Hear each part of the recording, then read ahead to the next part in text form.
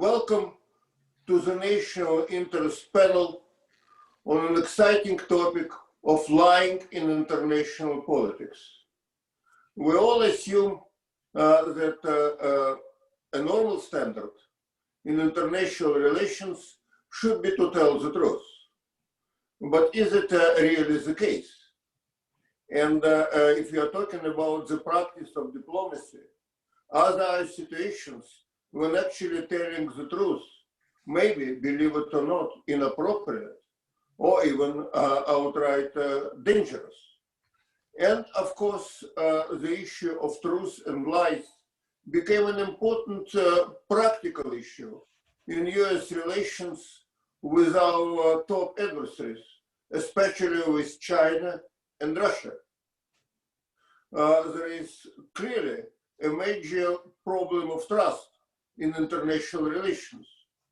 The United States, American officials are constantly talking about that, but I should say that the Chinese and the Russians do not mind to respond in kind.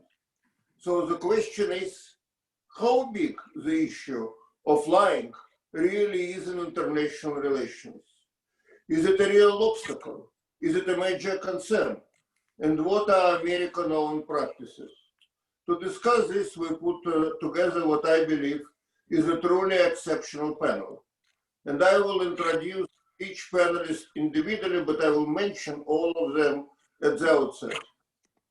Ambassador Tom Pickering is probably one of the best and certainly best known American diplomats. And what I particularly appreciate about Tom's career is not only that he was Under Secretary of State, had a number of key ambassadorships, but for our purposes today, he has seen it all. In addition to being Under Secretary of State for Political Affairs, he was ambassador to Russia, he was ambassador to the United Nations, he was ambassador to Israel, he had other ambassadorships in the Middle East, Africa, and Latin America. He has seen it all. Mr. Mearsheimer is professor at the University of Chicago, and he also has a remarkably rich experience, is probably the best known and talked about specialist in American international relations. He is basically viewed as a theorist, but at the same time, I don't think you would object if I say that you don't mind dealing with practical concerns like the Arab-Israeli dispute, where to your credit, you were not afraid to be quite blunt and to express controversial views. And then from Moscow, we have Konstantin Remchukov, who is one of the best known Russian journalistic entrepreneurs. He is the owner and the editor of an influential paper which is called Независимая газета. It's translated in the Independent Gazette. And Konstantin is really independent because when he stops once a week being in charge of his publication, he has an influential weekly show on a leading Russian opposition radio. But more about the panelists when I will be introducing them and when there will be their sequence to speak. And at this point, we have Tom Pickering, who is particularly experienced in our topic, because Tom, you were ambassador to Russia back in the 90s, where you're witnessing both, what if I can say this, a flourishing of US-Russian relationship, great deal of hopes, but also clearly the roots of our current estrangement. And I think that one of the problems was a very different meaning, where it's had for Russian and American officials. You were writing about that to your colleagues at the State Department back in the 90s. I know that because I quoted your very impressive cables in my book back in 1999. So you could see through Russian lies, and you also could see how did not do what exactly most Americans thought was happening in Russia. Can you give us your evaluation of lies in general in international relations, and particularly in relations with China and Russia. Thanks, Dimitri, very much. And apologies to all that I'll have to leave this in a half an hour for a long scheduled speech I'll have to give on Zoom. But it's a delight to be with you and an honor really to join Professor Mearsheimer and Mr. Remchukov for the discussion. Let me begin with the truth. I always thought as a diplomat, it was important to tell the truth because it went to your credibility. But I knew as a diplomat, you never had to tell the whole truth. And that was something that I think stood me in reasonably good stead. It wasn't that I wanted to shy away from the difficult truth, but I wanted to deploy them at a time and under circumstances where they would make the most difference. And I was particularly lucky at various times in my career as a diplomat when my principal interlocutor was the head of state.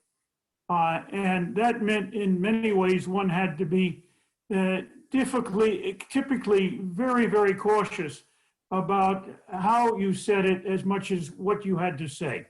But a diplomat's credibility is an important factor in getting work done. And my own sense was that that significance was something I wanted American ambassadors, when I was Undersecretary of State, to hold on to. And interestingly enough, one just brief story then, my staff came to me with a wonderful idea, and I give them credit for it. They said, we need to do a telegram instructing all American ambassadors who received their instructions from the State Department, as they were supposed to do, that those instructions were prepared by good, hardworking gentlemen and cleared around the government by good, hardworking gentlemen. But in the American tradition, which I always thought was a dumb idea, they were presented in the form of talking points. This is what you should read to your head of state or to somebody else. And the cable that we wrote said, you're given your instructions in the form of talking points, but you have the authority of the Secretary of State to vary and change those as you think most appropriate to carry out the policy in those talking points with the head of state. And that the only thing you can't do was to violate the policy. The problem was I could never get anybody in the American government to write down the policy before they wrote the talking points. So you had to infer the policy from the talking points.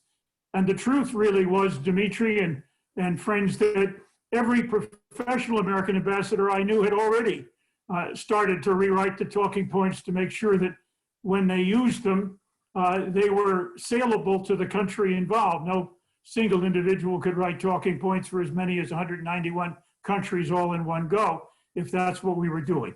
So it was an important role, I think, and it was important for American credibility that we not be caught out in telling lies. And particularly if you were dealing with a head of state, you had nobody else you could turn to with equal authority, and it was a privilege, but you did not want to be in a position where you were telling lies.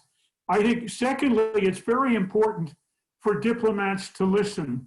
And I always thought the balance should be in favor of listening rather than talking, but it was sometimes a very hard balance to keep.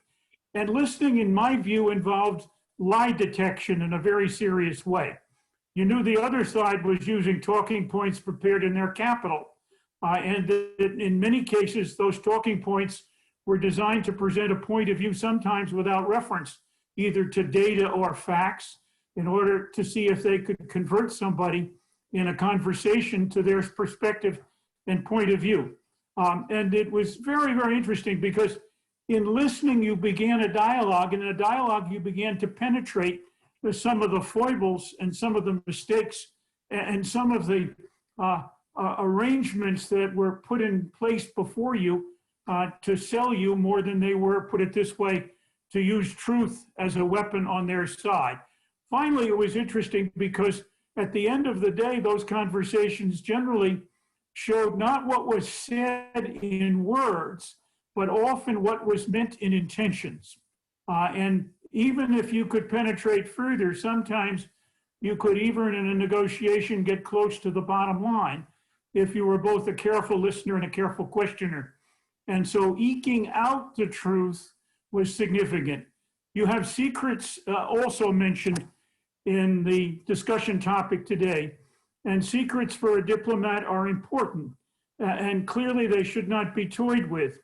But it is very interesting that every day I got messages from Washington stamped confidential secret and occasionally top secret that I was to take to a foreign leader and convey to a foreign leader.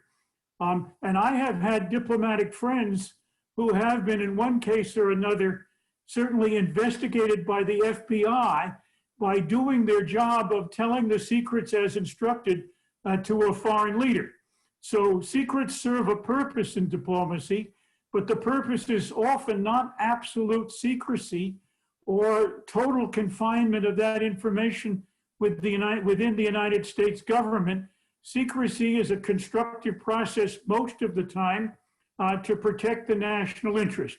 But we have times, and we know that, when particularly very sensitive information is covered by secrets, and sometimes our coverage of secrecy gets so routine that people begin by stamping everything confidential and then take a look at whether it should have a higher classification, regardless of what it is and how trivial it is. And one of the things that I think is most interesting, Dimitri, if you got my telegrams in 1999 written in 1990, and they were supposed to be declassified in 25 years as a matter of course, and large numbers of my cables that were given the highest category of secrecy and restricted distribution have appeared in the world marketplace of ideas or thoughts or conversations. That has not in any way at all shaken my confidence in secrecy. There is obviously a time relationship between secrecy that is significant. And so I think diplomatic credibility is significant. Let me just take a few more things. Information warfare, which is also something that you all have raised in connection with this discussion, is part of both an old science and a new way of conducting conflict. And obviously, part of it is designed either using truth or lies to bring people around to your point of view, to shake their confidence in their own side, to undermine some of their affinities, which would be helpful for you to have as an end result in conducting a conflict or conducting what is clearly an undeclared and often unused conflict. Dimitri, you and I will recall that during the Cold War, different radio stations had different measures of credibility. BBC worked hard and I think achieved some of the highest standards of keeping to the truth. But we tried hard with VOA, we tried hard with Radio Free Europe and Radio Liberty in a part of the world that you and I, Dimitri, share a common interest in. I think we did fairly well. We are now in a situation where our head of state seemingly has no affinity for an understanding of the value of truth, but rather seems much more devoted to the thought that if he can call attention to himself, that has achieved an objective, both regardless of what he says and regardless, in fact, of whether what he says is seen by the general public as favorable to him as a political figure or non-favorable to him as a political figure, as long as one can, perhaps in the best traditions of virtual television, dominate the headlines. It is, in a sense, another form of information warfare in a peculiar way, adopted by a president for his own body politic, but something that has raised a real danger. Because the more, in fact, we as a public in the world gets inoculated against truth having a relative value and significance, the more likely we are to undo the principles, the values, and indeed the purposes of our society. And let me just say one more thing about undermining truth as a way of proceeding. Much of what defines our life today comes from science and technology. Science and technology is devoted to a systematic effort to try to preserve the truth, not only in the way it conducts experiments and the way in which it conducts replications of experiments to approve their validity, but the way in which its publications are reviewed by peers who in one way or another can criticize it. These are standards which are high and which we ought to keep. And undermining a system on which the foundations of a large part of our society and progress is built is a very dangerous enterprise, whether it is undertaken in diplomacy, in politics, economics, and in social change, or in anything else. And I think that we need as a country to continue to adhere to a commitment to the highest standards of truth in whatever we do and wherever we do it. Tom, let me ask you a question about your cable. In the spirit of full disclosure, they were not top secret, they were not secret, they were just confidential. And I got them not from internet, but from your colleagues at the State Department. And in a way that you would appreciate. These were colleagues who were in total agreement with your cables and were somewhat frustrated that the Clinton administration was taking a more optimistic view of Russian developments than you were taking, and that those people considered justified. How did you feel about the Clinton administration optimism, which was in some contrast with your very realistic, not gloomy, but very realistic of the beginnings of Russian authoritarian trend, corruption, and etc.? Well, I was committed to the idea that we had an opportunity, and I was optimistic about trying to use that opportunity in a constructive way to move things ahead. But I was equally, obviously, absolutely convinced that, particularly in my early years in Moscow, almost everyone I dealt with the rarest exception, was still a kind of convinced communist-trained, communist-influenced bureaucrat. And it was very hard to get through that wall.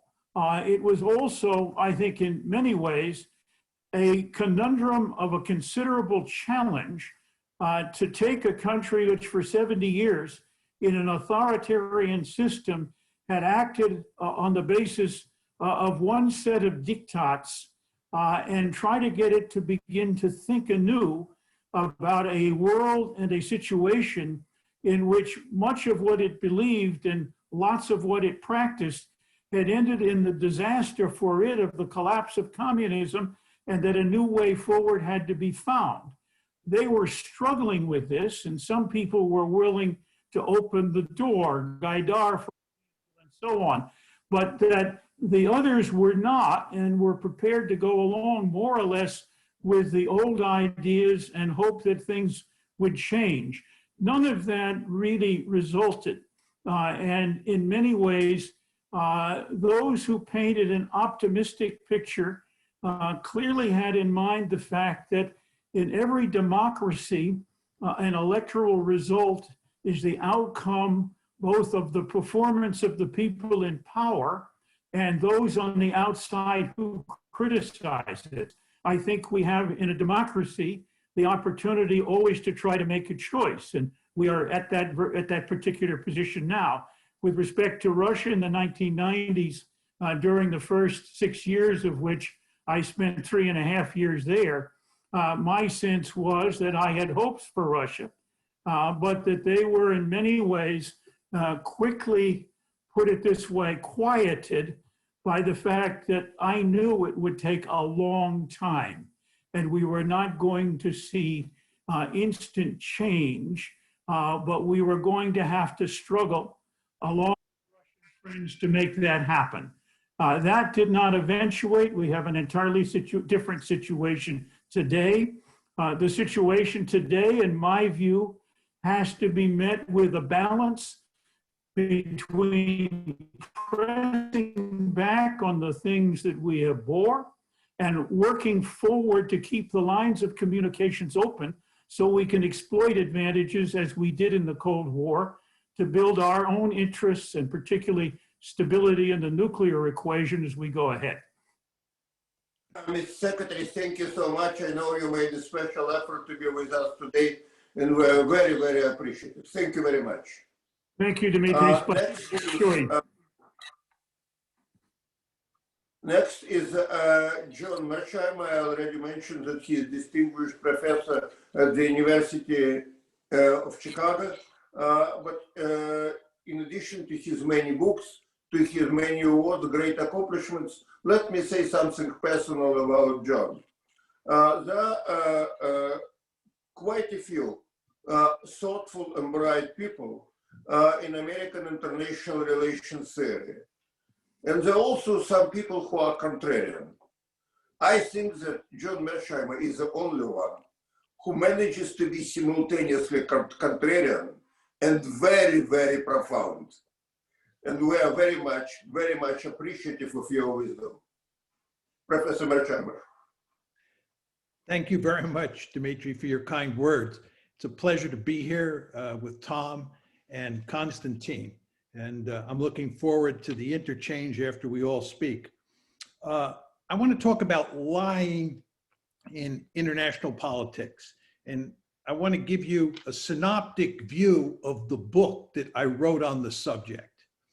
But before I say a lot of words about what lying is, I want to note that lying is part of a category of behavior that I call deception.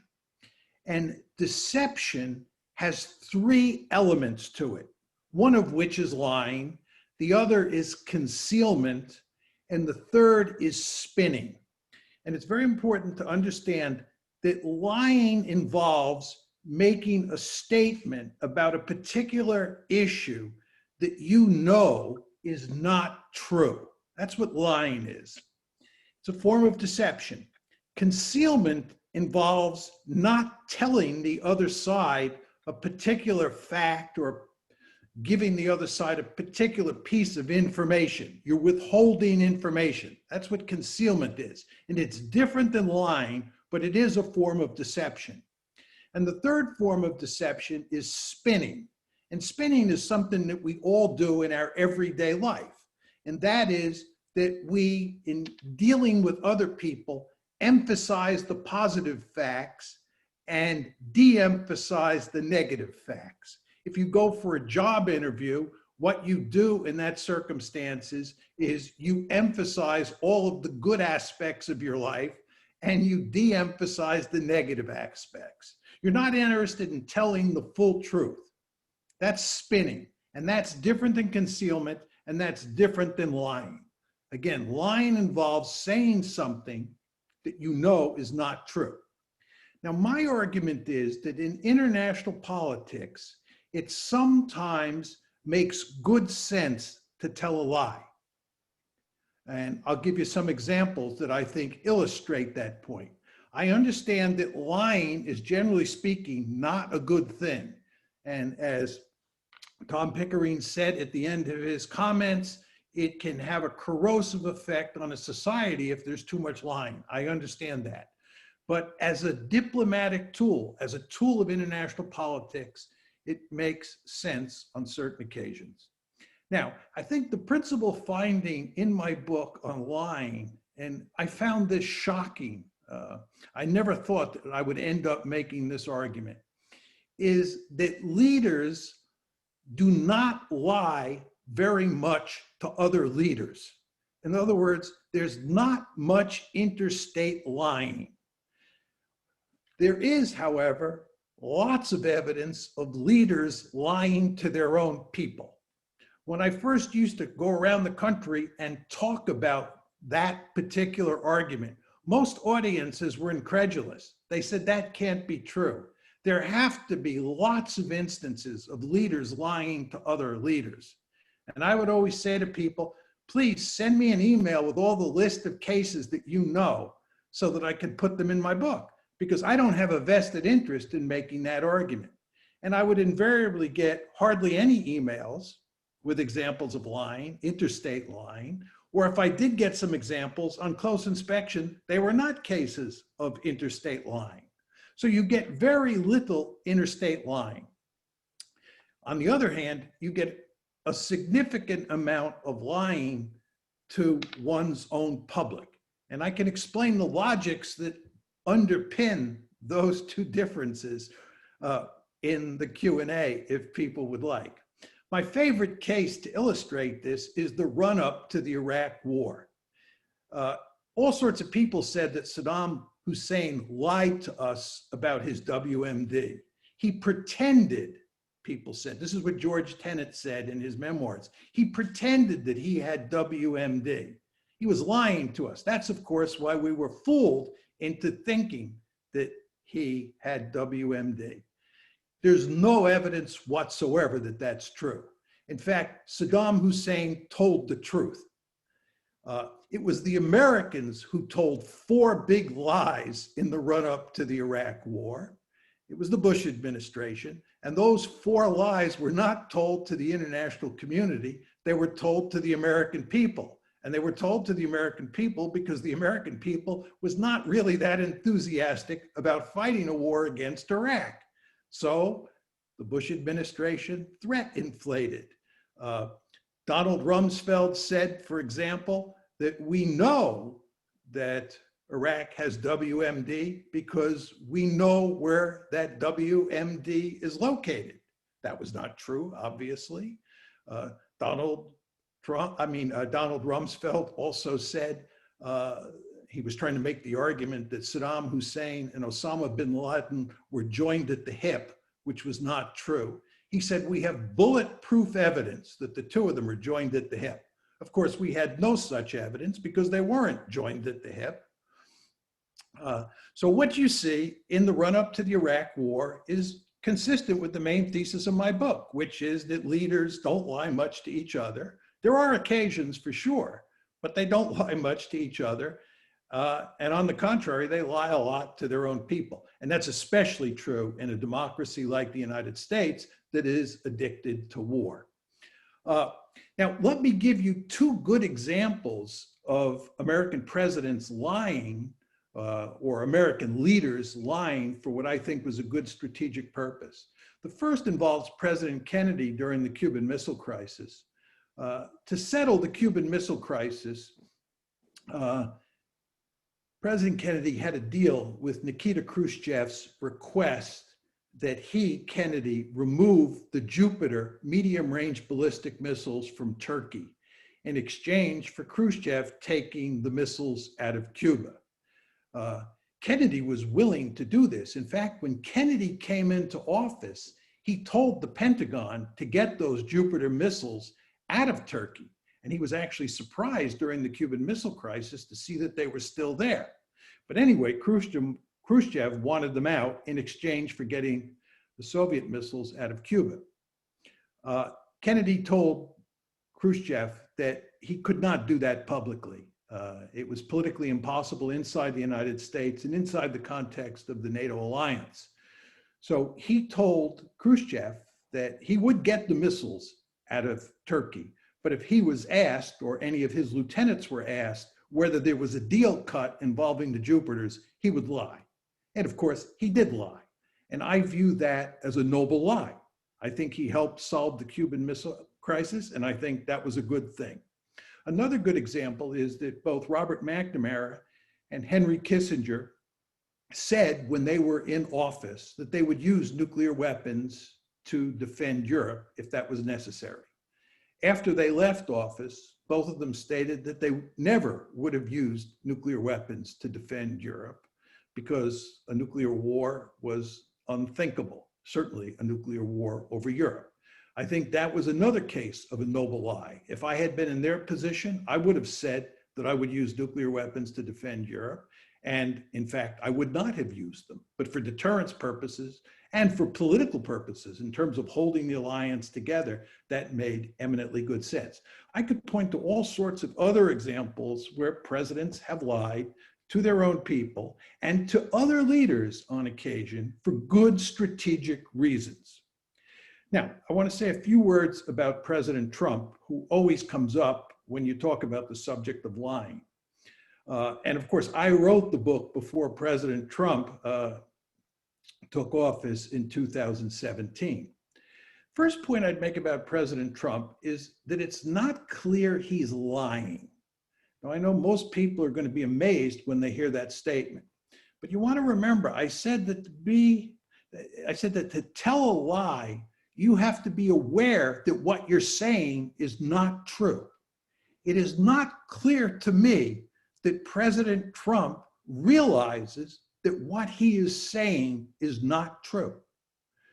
The more I see of him, the more I realize what a peculiar individual he is, and how it is very possible that he is not lying in the sense that he has deluded himself into thinking that what he is saying is true. My second point about him is that he is not being effective at all with his lies, assuming that they are lies. Because for lying to be effective, you have to tell the truth almost all of the time. If you lie all the time, nobody's going to believe anything you have to say. So for lying to be a tool that gives an individual or a country strategic advantage, it has to work in a context where there has been lots of truth telling, and therefore the victim of the lie is caught unaware of what's going on. Well, President Trump tells lies or whatever so often that it's just ineffective. Final point I'd make about President Trump is that I think in the end, he just hurts himself. It's counterproductive. He'd be much better off telling the truth or at least spinning rather than lying. Again, assuming that he is lying. And then my final point, building on that and piggybacking on what Ambassador Pickering said, I think there is no question, and this is one of the principal lessons I learned from writing the book on lying, that if you live in a world where there are lots of lies, it has a poisonous effect on your culture. It becomes very hard to do business. The transaction costs associated with doing business in a society where people lie all the time are just enormous. Trust is very important for making any society work. Therefore, lots of lying is a bad thing. Furthermore, it erodes trust in a country's laws, its rules, and I think in a democracy, it works to undermine democracy. And I think if you look at what's happening in the United States today, with all this fake news and all the sort of distortions, all the deception that takes place, I think we are getting to the point where we do live in a culture where deceit has become commonplace. And again, I think this is ultimately going to have serious negative effects. Thank you. Thank you very much, Professor Mearsheimer. Before I reintroduce Konstantin Remchukov, let me make a personal observation regarding President Trump, and it goes, I think, to the point you were making, that it is, you were making it today, and particularly in some detail in your book, that before you say that somebody is lying, you need to establish that they wanted to be taken literally. Because if a person says something in a way that almost suggests that there is an element of exaggeration, hyperbole, it may be deception, it may be misleading, but it is not necessarily a lie. And I had an experience with President Trump back in 2016, when we were trying to arrange his presentation under the auspices of the Center for the National Interest. And when he heard from me what kind of facilities we wanted to use for his presentation, he became visibly irritated because he wanted many more people, many more TV cameras. So he said to me, "Go with me." Took me to the glass wall.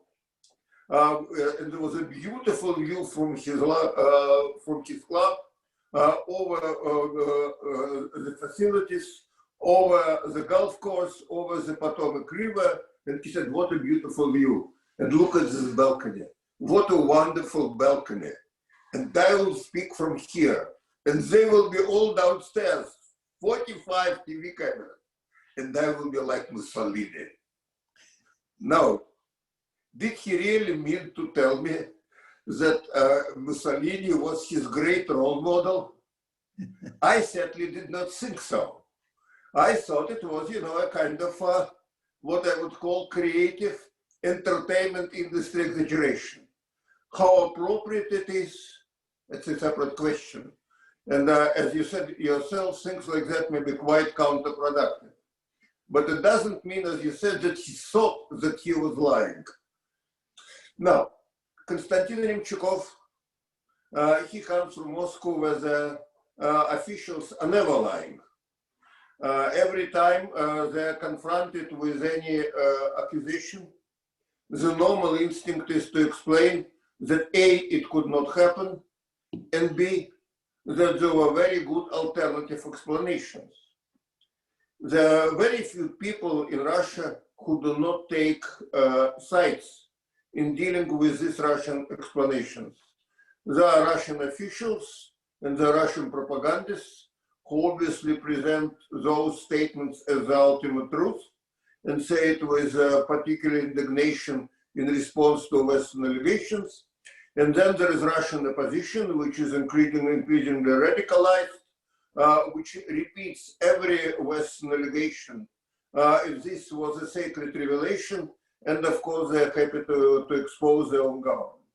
There are very few people, particularly the few influential people, who really want to approach each of the stories analytically and to offer informed evaluation.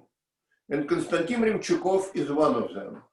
And the remarkable thing about him is that he basically presents the same line on the position-minded Echo Moskvy YouTube channel and on the first federal channel of Russian TV. I have great respect for Konstantin, both analytically and in terms of his personal integrity. And Konstantin, thank you so much for being with us. You have your 8 minutes, but if you will insist in the spirit of parity, we'll give you 10. Thank you. Thank you for good words. I will say some words about the concept of lies in international relations regarding the context of today's international relations, and I think it is very important to understand in which world Russia now lives and Putin presides Russia in this world. And it is interesting that these days we got access to declassified transcripts of phone calls and meetings between Bill Clinton and Vladimir Putin, starting from 1999 when Putin was still prime minister and in 2001. And it is interesting to read the telephone calls transcripts and to see how open and honest they were in front of each other. Bill Clinton would ask Putin's assistance in removing Milosevic in Yugoslavia, and Putin agrees that Milosevic should be removed and he should obey the will of people.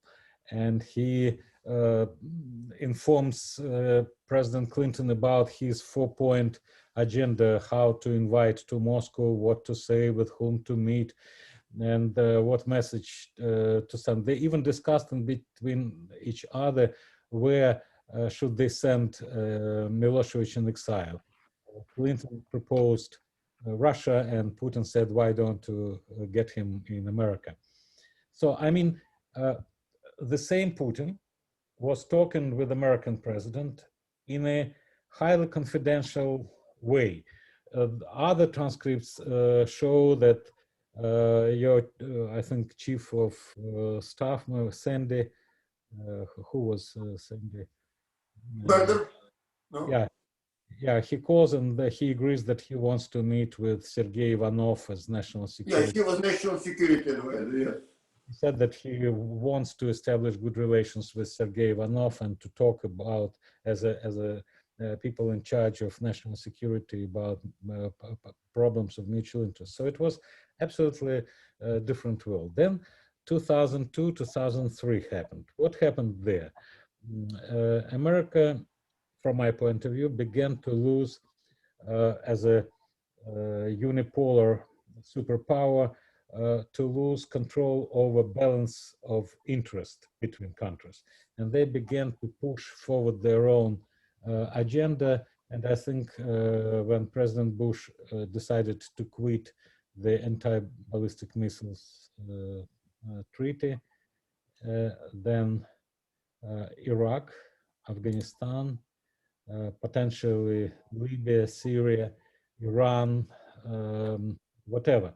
So in Russia, everything has changed. Putin and his Chekist security people, friends, analyzed the situation, and they realized that the use of force or the threat to use force could change regimes, and Russia is vulnerable. So after that, Putin once again he told once that he met with your defense minister Gates and I think Condoleezza Rice, whoever it was, a woman as a Secretary of State. They spoke for 6 hours in Sochi, and Putin was indicating that radars in Czech Republics are against Russia. And the American guest said, no, it is against Iran. And he said, could you give me a written paper that those radars are not against Russia? Your defense minister, Secretary of State, according to Putin, left Sochi, returned to Washington, and never came back with any response. And he was shocked that two people who spent with him 6 hours of talks didn't feel necessary to return what they promised, to give any written assurance that those radars in Czech Republic will not be used against Russia. So I think 2002, 2003, up to 2008, and in 2008 it was Bucharest summit and Georgia and Ukraine on the agenda for maybe NATO expansion. They changed Putin and changed Russia. Russia realized that it is vulnerable, and the main emphasis should be given to defense development. Defense budgets increased, new weapons began to be developed. Actually, that was reason number one to use Syria as a battleground to test all types of weapons and communication between different types of our generals and pilots. So the world has changed. And if I use the methodological approach of Professor Mearsheimer, then I distinguish two kinds of lies which dominate now in Russia. It's fear-mongering. That means that we lie to our own people about the enemies outside, because it is a mirror response to American fear-mongering about Russia's interference into American election and all this Russia dossier. And a nationalist myth making, it's also his very good classification, that we are good people and they are bad people. Even Putin once said that we are going to be on the paradise while they are going to be in hell if there is a nuclear war or something. So I think that a lot of words like highly likely are used. It's also a form of defamation, highly likely. You do not assert that it is you who did something, but you intend to create public opinion as if it is you who did something. So highly likely, which actively is used now in relations against Russia, is also a form of lie in international relations, and Russians know that. And if you want to discredit any statement you say highly likely. And the last thing, trust, which was mentioned, of course, today. I understand trust as a perception according to which if you do something or your partner does something, you perceive that he takes into account your interests. And then you have a trust. So now at this day, no one perceives that while doing something anywhere in the world, we pursue someone's interest. And the last point, that this situation, when everybody is talking about the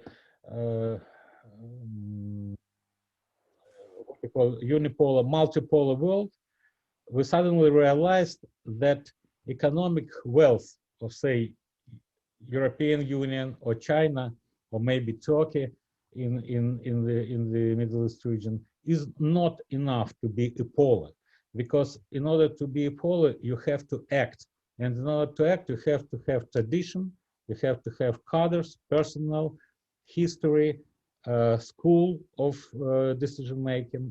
And I understand that now, being a superpower, America, and Russia, which is not a superstar power, but it has tradition of acting, and other players who are considered to be polars of the world are not prepared for this function. And today, crisis in the international relations is consequence of this unpreparedness. Because when I heard at Munich conference the defense minister of Germany that they're going to create armed forces of European Union, and asked where to operate, they said in Africa, without indicated in which country, what kind of conflicts. So thank you for your attention. Konstantin, thank you very much. We have 13 minutes left, so I will read a few questions and I would appreciate relatively brief answers.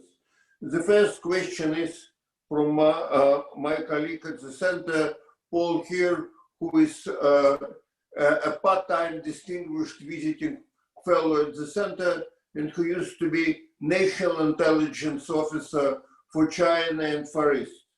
And Paul is asking, I think it should go to John Mearsheimer, how do we distinguish between disinformation, propaganda, which is not necessarily always untrue, and public diplomacy?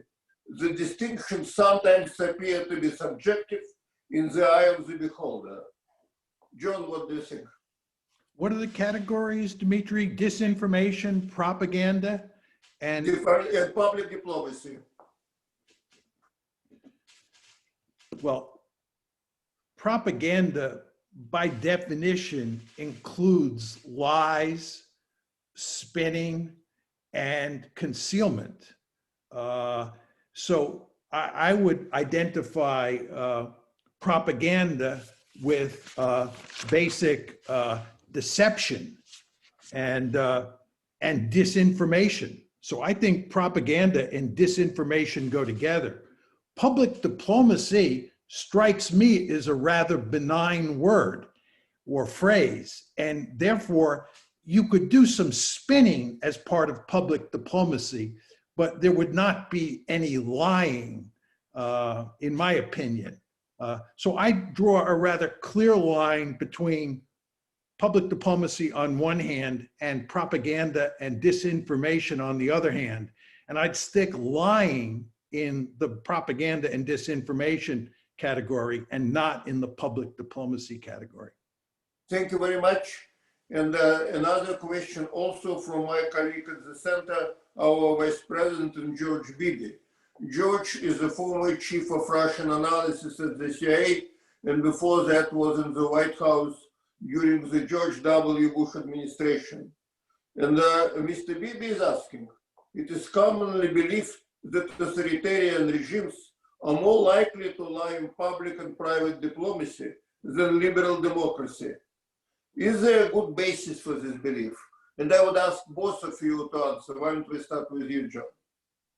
Yeah, I think the answer is no. I think that's wrong. I think it's more likely that a democracy will lie than a authoritarian state. And the logic is pretty straightforward.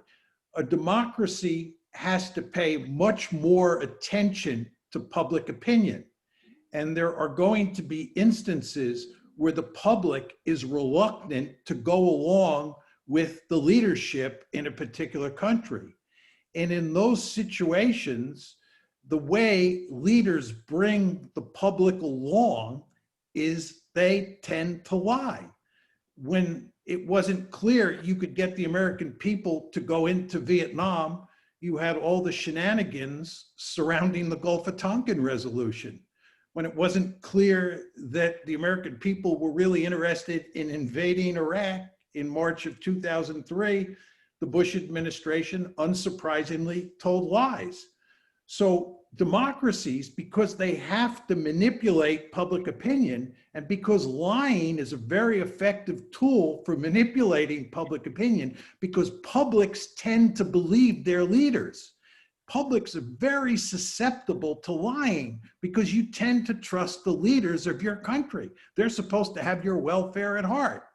So you're going to find lots of evidence of leaders lying in democracies. In an authoritarian state, you don't have to worry that much about public opinion. It matters somewhat. I don't want to completely eliminate it as a factor, but it's less important in an authoritarian state.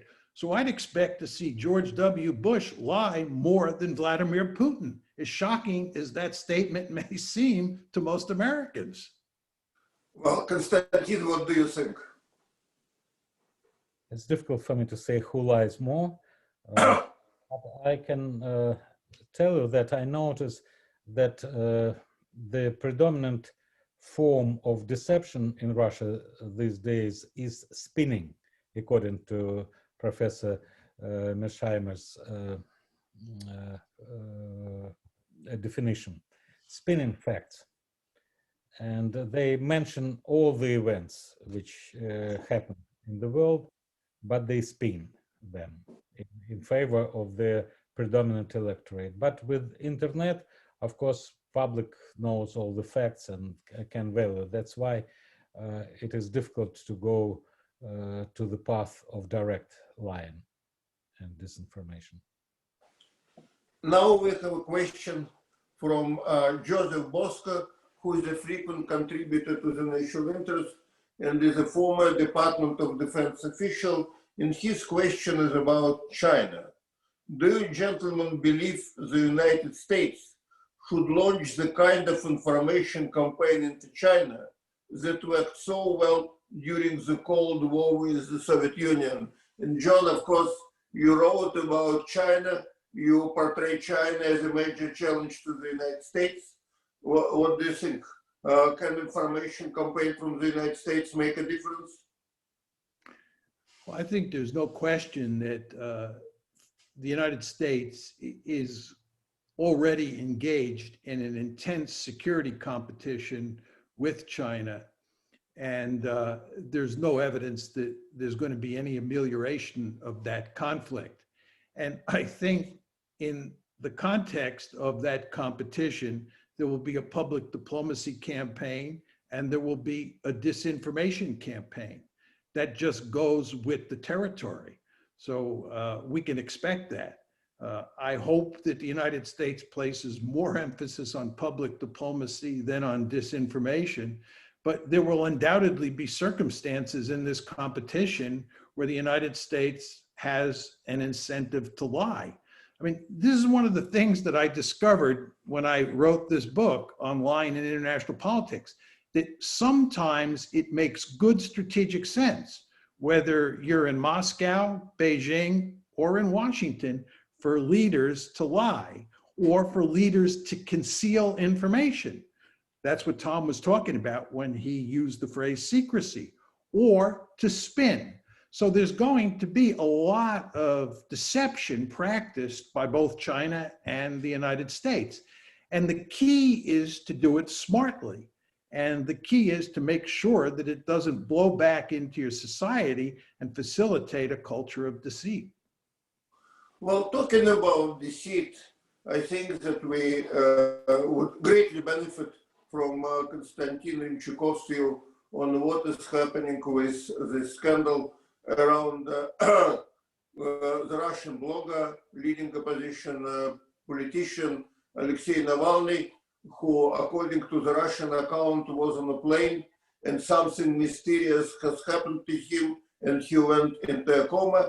And Western accounts that he was poisoned with a chemical weapon called Novichok. And I have to say that I am honestly puzzled by what is going on. Because Konstantin, thinking, and I think you wrote about it in your paper, Независимая газета, thinking about Putin's subjective interests, it's very difficult to imagine how he would benefit from that kind of assassination, and particularly why, if it would be the Russian government, they would use a chemical weapon, which would immediately suggest that the Russian government was impossible. On the other hand, Angela Merkel was adamant in saying that she had very strong evidence from multiple independent sources, from several different labs, that it clearly was Novichok. And Angela Merkel also has no motive to lie about something like that, because she still wants to proceed with Nord Stream 2. She still is interested in some kind of at least limited cooperation with Russia. Why would she lie about something like that? And neither side, to the best of my knowledge, has presented any convincing evidence, at least not publicly. What do you think is going on, Konstantin? It is very interesting how you named Mr. Navalny as a blogger. It's exactly interesting. It's how the Kremlin officials named Well, I also have named him a leading opposition politician. I wanted to be entirely non-partisan in how I mentioned him. It is interesting that you mentioned that. Allows me just to say a few words, that in our criminal code we have an article 277 which says that any attempt to kill, murder or offend the political or public figure is going to be prosecuted. So if the official power, Kremlin in Russia, recognized Navalny as a political or at least public figure with all his activities, then automatically local police would have to open the criminal case, and within that criminal case they would capture everything what was in his hotel room, I mean bottles, his clothes and everything. And Russia would have at hand all the material evidence if there was anything on his clothes or on bottles or not. But since Russia doesn't recognize him, and this is a form of deception and concealment or even spinning, I don't know what Dr. Mearsheimer would appropriately use the word for him, the Kremlin doesn't recognize him. Putin never mentioned him by name. He says that person, that guy, that German patient now, they say, and so on and so forth. The problem is that the hospital, Charité, where he was delivered from Russia, didn't find any Novichok or any chemical poison either. That was officially said by that hospital. Only later on, they said that the Bundeswehr, military hospital, because they have sophisticated tools, found the trace of this new form of Novichok. And of course, without scientific arguments, it is so difficult to judge. And I think that Russian scientists and German scientists should at professional expert level to show how is it possible 5 days after the attempt in Russia took place to hurt Mr. Navalny.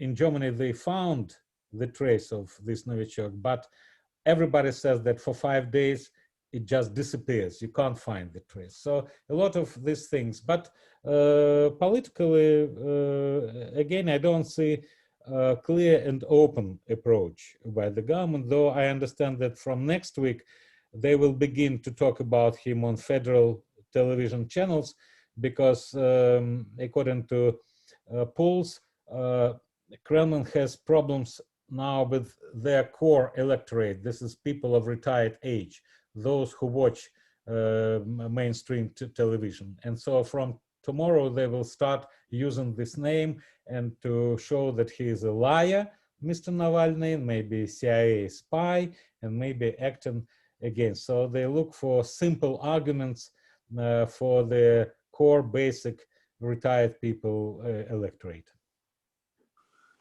Thank you very much. John, do you have anything on that? No, I agree with Konstantin that it's very hard to make sense of what's going on, because we just don't have a lot of hard evidence one way or the other.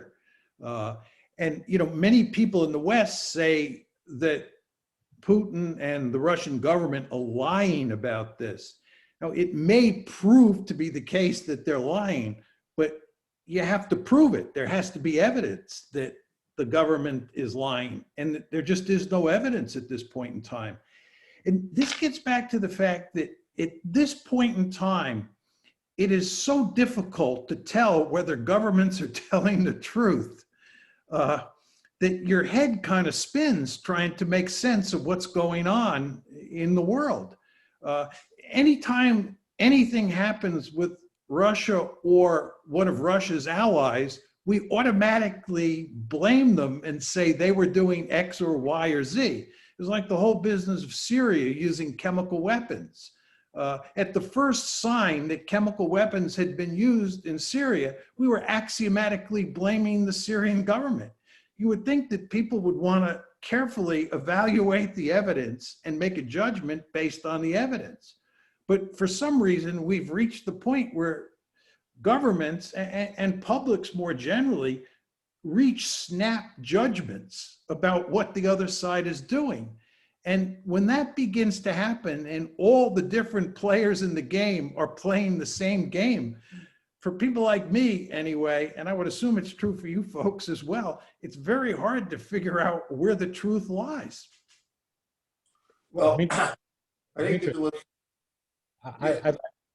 You said that you don't understand the reasons behind Angela Merkel's interference so strongly on the side of Navalny, but a lot of people say that Germany wants to be a permanent member of Security Council, and they play this Russia using chemical weapons in Syria, in Salisbury, in Navalny case. So it is, it can't be, the permanent council, permanent members of the Security Council should be expanded. So it should be also Germany there, because we can't trust 5 countries which are forming this permanent membership, and Russia, which might be using chemical weapons against all the international rules. So it could be a longer story than just Navalny case and her interests. Just to discredit Russia as a not reliable permanent member of the Security Council in regard of chemical weapons.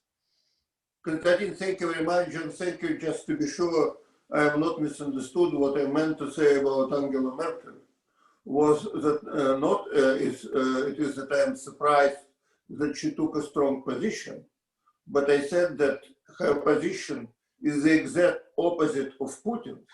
And I was asking myself, why would Merkel make these accusations unless she sincerely believed in them? That was my question, and that's why I was taking her accusations seriously, as I am taking somewhat seriously Putin's denials. The bottom line is, I don't know how much we helped our viewers to understand the situation, but let me say at least one result I hope we were able to achieve. It is complicated. And thank you so much for shedding the light on this very difficult and important problem. Thank you so much, and goodbye from the Center for the National Interest. Thank you. Thank you.